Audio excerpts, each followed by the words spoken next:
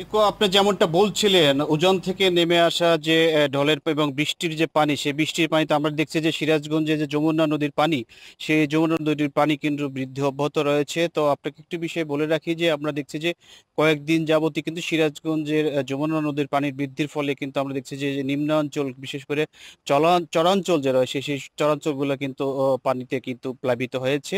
এবং আজকে আমরা আবহাওয়া অফিসের সাথে এবং পানি উন্নয়ন বোর্ডের সাথে কথা বলেছি, তারা যেটা জানিয়েছে যে সিরাজগঞ্জের যমুনা নদীর পানি কিন্তু 59 সেন্টিমিটার বিপদসীমার উপর দিয়ে প্রবাহিত হচ্ছে। অপরদিকে সিরাজগঞ্জের যমুনা নদী সহ যে আঞ্চলিক যে নদীগুলো রয়েছে সেই নদীগুলোও কিন্তু আমরা দেখছি যে পানি বৃদ্ধির ফলে কিন্তু আসলে কৃষকের যে বিভিন্ন ফসল, সেই ফসল কিন্তু আসলে নিমজ্জিত হয়েছে।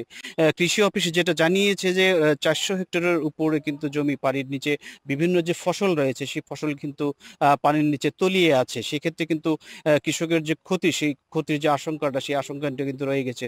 অপরদিকে জেলা শিক্ষা এবং অফিসারের সাথে কথা বলেছে, তিনি যেটা জানিয়েছে যে বিভিন্ন যে শিক্ষা প্রতিষ্ঠান রয়েছে সেই শিক্ষা প্রতিষ্ঠানগুলোতে পানি ওঠার কারণে কিন্তু তারা আসলে বিকল্প পন্থায় কিন্তু তারা কিন্তু পাঠদানের যে প্রস্তুতি, সেই প্রস্তুতি কিন্তু গ্রহণ করেছে। তো এখনো আমরা দেখছি যে পানি বৃদ্ধি অব্যাহত থাকার কারণে যে বিশেষ করে গাজীপুর, সিরাজগঞ্জ সদর, বেলকুচি এবং চৌহালির যে নিম্নাঞ্চল রয়েছে এবং প্লাবিত যে অঞ্চল রয়েছে সেই অঞ্চলের মানুষগুলো কিন্তু আমরা দেখছি যে বেশ মানবেতর জীবনযাপন করছে।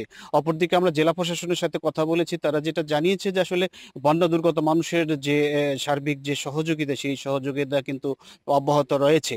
তো এখনো আমরা দেখছি যে বিভিন্ন মানুষ কিন্তু ঘরবাড়িতে পানি ওঠার কারণে কিন্তু তারা আসলে বেশ মানবতর জীবনযাপনই করে আসছে। বিশেষ করে তাদের যে গবাদি পশু রয়েছে, গবাদি পশুরা কিন্তু তারা আসলে বেশ বিপাকে রয়েছে।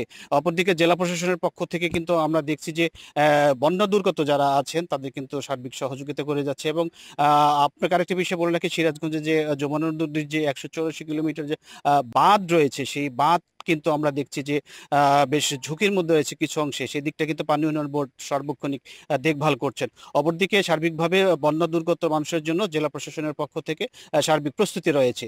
তো সিরাজগঞ্জ থেকে এই ছিল আমার কাছে বন্যার সর্বশেষ অবস্থা। ইকো।